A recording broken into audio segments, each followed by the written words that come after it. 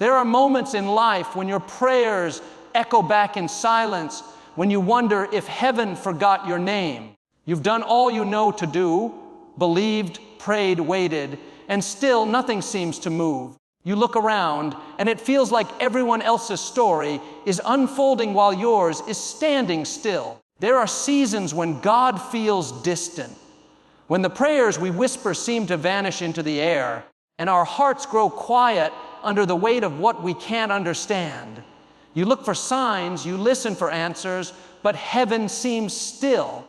And in those moments, it's easy to wonder if God has stepped away, if maybe He's forgotten the sound of your voice. But friend, when you can't see God's hand, you can still trust His heart. The hand of God may move in mystery, but His heart beats with mercy. What He's doing behind the curtain of your circumstances is often far greater than what you could ever imagine in the light. Think of Joseph, betrayed by his brothers, sold into slavery, thrown into prison for a crime he didn't commit. He had every reason to believe God had abandoned him. But while Joseph sat in that dark cell, God was orchestrating the very steps that would one day lead him to the palace. The same God who was silent was also strategic. The same God who seemed distant was weaving redemption through every heartbreak. When God seems quiet, He's not being careless, He's being careful. He's careful. He's protecting you from what you're not ready for and preparing you for what He's already promised. Sometimes He hides His hand so you'll learn to trust His heart. Not because He's cruel, but because He wants your faith to grow deeper than sight. Faith that only believes when it sees is fragile, but faith that believes in the silence becomes strong enough to move mountains. There's a sacred work that happens in the unseen. Just as a seed breaks open beneath the soil, unseen by human eyes, so your prayers, your tears, and your trust are growing something beautiful underground. You might not see the roots yet, but heaven does. The soil of stillness is where God's miracles begin to form. You may not understand the season you're in, but that doesn't mean it's empty. God's heart is too kind to be cruel, and His plans are too wise to be rushed. He's writing your story with hands that never shake, even when yours do. He's guiding every detail, even the ones that don't make sense right now. So rest. Don't let fear convince you that God has forgotten. Don't let the silence convince you that He's gone. The same God who painted the sunrise this morning has His eye on you tonight. He hasn't changed His mind about your future. Hold on to the truth that His heart is for you, even when His hand seems hidden. Because one day, when the time is right, the curtain will lift. What was once confusing will make sense. What was once painful will become purposeful. And you'll see that through it all, His heart was guiding every unseen moment of your journey. And that's where we begin to understand that even when God feels far away, He's closer than the next breath, already preparing what comes next. Delay is not denial, it's divine preparation. There's a sacred patience woven into God's timing. A rhythm we can't always hear, but one that heaven never misses. When life seems to pause, when doors don't open and prayers seem unanswered, our hearts begin to question, Lord, did you forget me?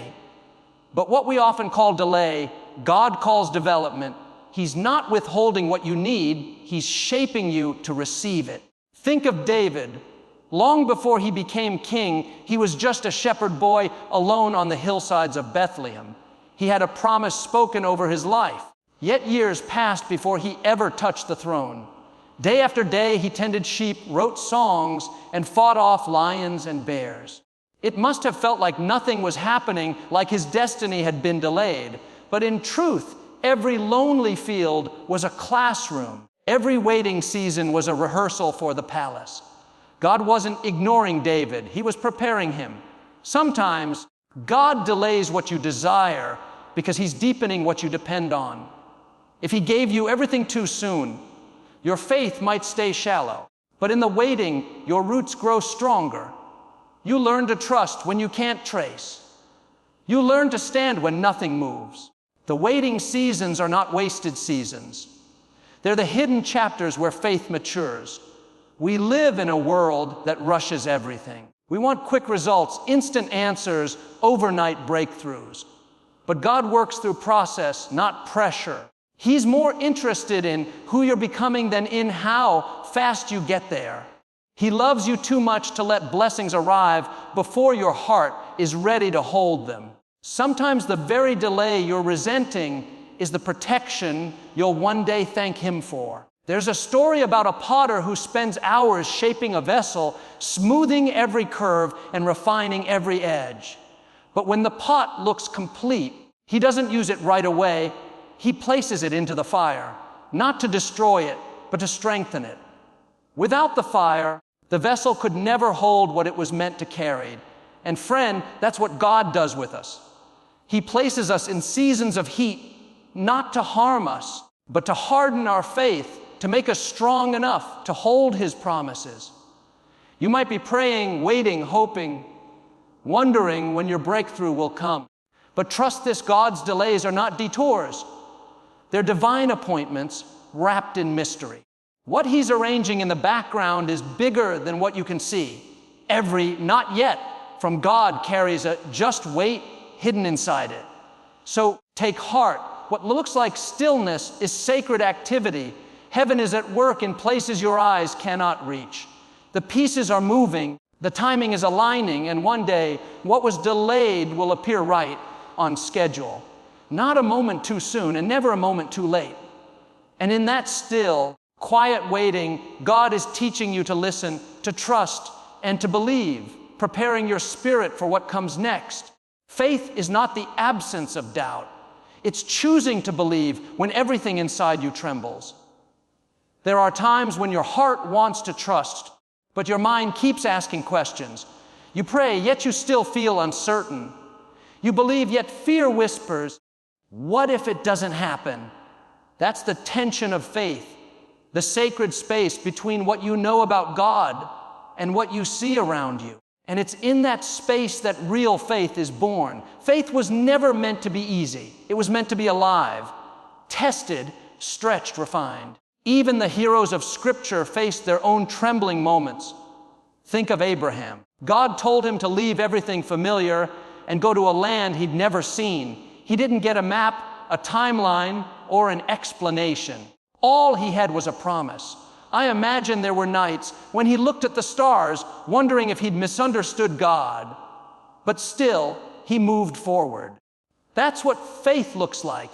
It's not walking without fear. It's walking even while fear follows you. You see, God never said faith would erase your doubts. He said it would outlast them. Faith doesn't always shout. Sometimes it simply whispers, I'm still here. It's the quiet decision to keep showing up in prayer, to keep believing when the evidence says you shouldn't. It's holding on to God's goodness when the world feels anything but good. I remember hearing about a gardener who planted seeds in a dry, cracked ground during a season of drought. People thought he was foolish. The sky was clear, the soil was hard, and there was no sign of rain. But he said, I'm planting because I believe the rain will come. That's what faith does. It plants in expectation, not explanation.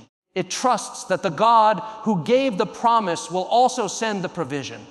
There will be moments when your faith feels small, fragile, like a flickering candle in the wind. But even then, God sees the light in you. He's not disappointed by your questions. He's not turned away by your weakness. In fact, it's in those trembling moments that His strength becomes most visible. Faith doesn't have to be perfect. It just has to be pointed toward Him. When Peter stepped out of the boat, he walked on water for a few steps before fear took over. But do you notice something? Jesus didn't scold him for sinking. He simply reached out, lifted him up. Why did you doubt? Not in anger, but in love, because Jesus knew faith that falters is still faith. Peter may have sunk, but he also stepped out, and that's what mattered most. So if you're standing in a storm today, holding on with shaking hands, know this: God honors the effort. He sees the courage it takes to keep believing through the fear. You don't need to have unshakable confidence to please Him. Just a willing heart that says, Lord, I believe, help my unbelief.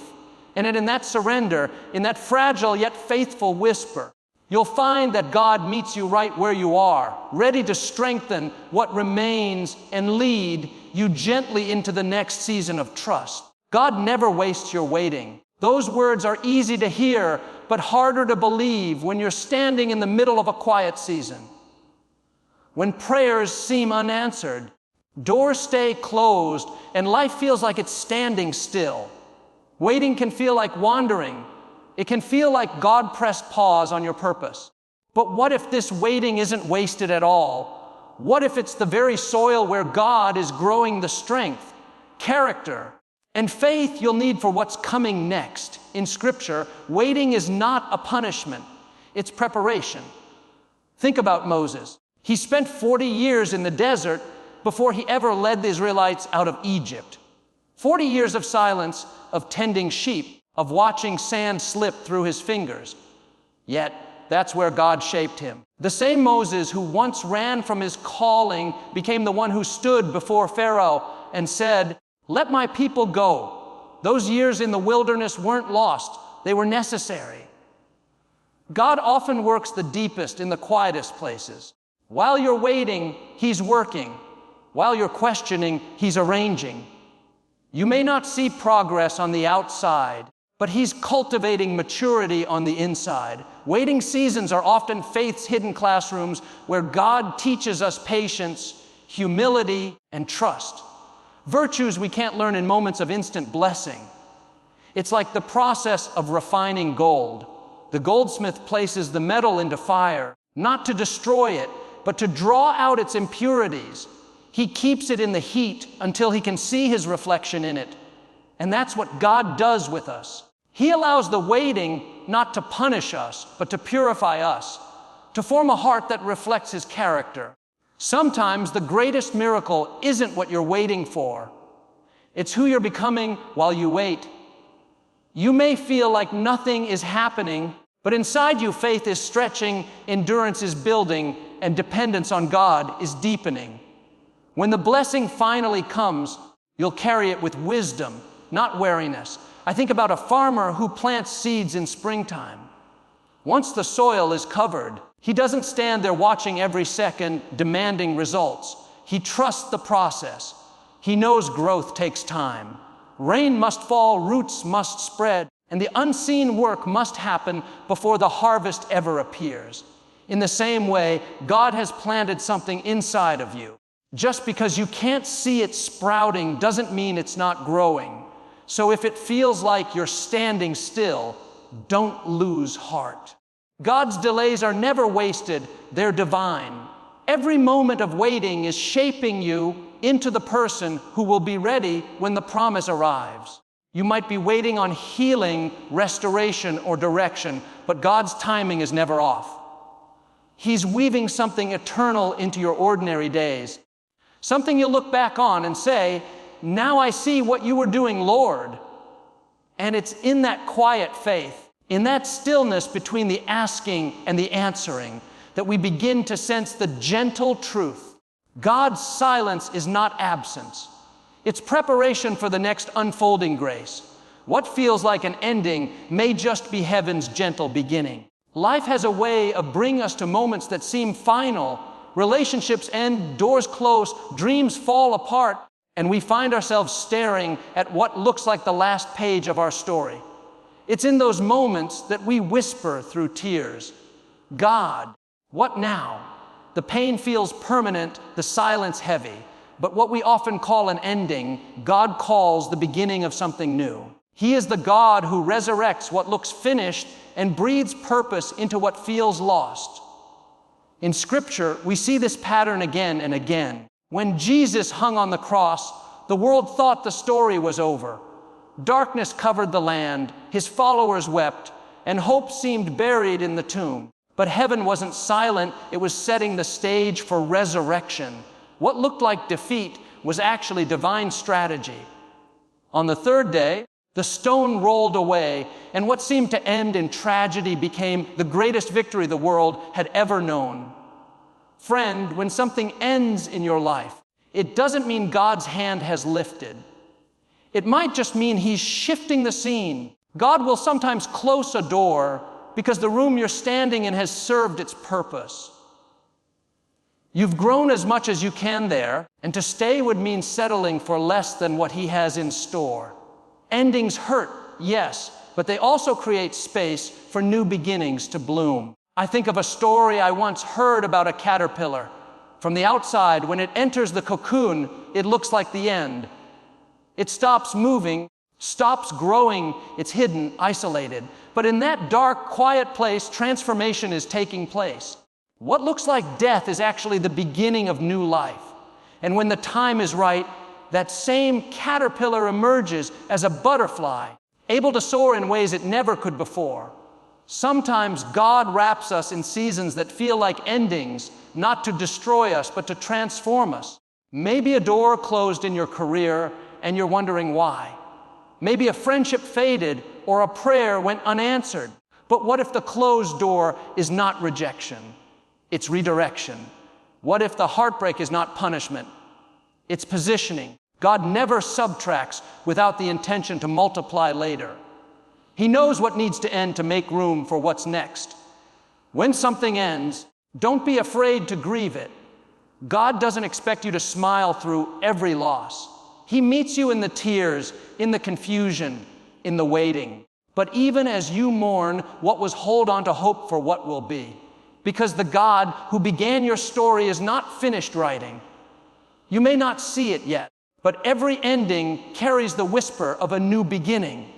And when you look back one day, you'll see that what felt like breaking was really birthing, that the chapter you thought was over was only turning the page towards something more beautiful. And it's in those sacred in-between moments when one season fades into another that God quietly prepares your heart for the next unfolding of His grace.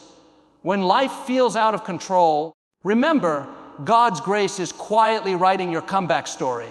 There are times when everything seems to unravel at once.